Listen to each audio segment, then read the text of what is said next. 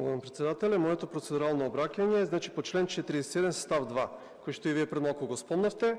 Редоследот на поставување на претенички прашања го утврдува председателот на собранието во договор со координаторите на претеничките групи на начин кој ќе обезбеди соодност 2:1 во корист на претениците од претеничките групи во опозиција на претениците во опозиција кои не се организирани во претеничка група. Ја прашувам кога ние се договоривме за редоследот на координација?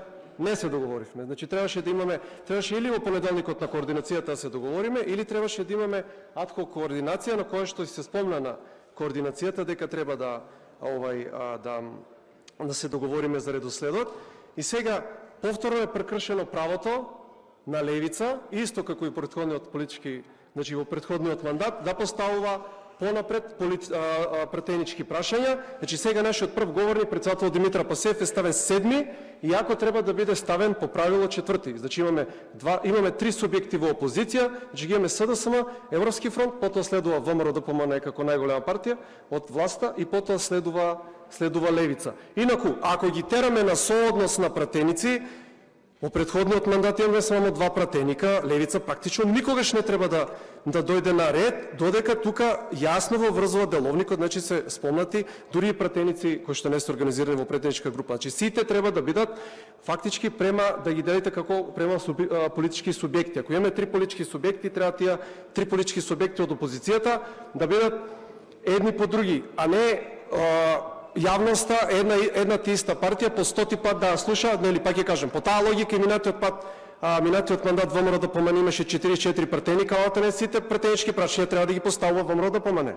Но така не е во деловникот. И понатаму, морам да спомнам, го прекршивте и член 42 став 1, тоа се така наречени сега тоа е нов член, значи пратенички прашања за пратениците од опозицијата.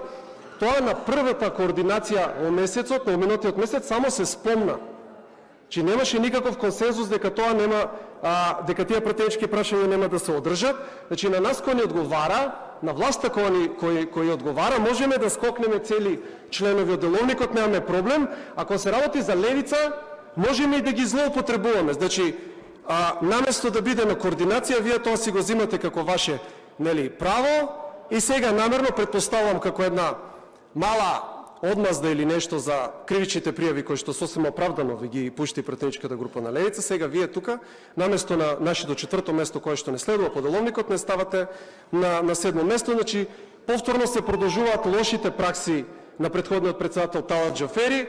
Наводно ќе почневме на нов начин, со разбирање и со такви работи. Значи ние добивме само еден нов Талат Џафери, но сега со облажена насмевка намерно со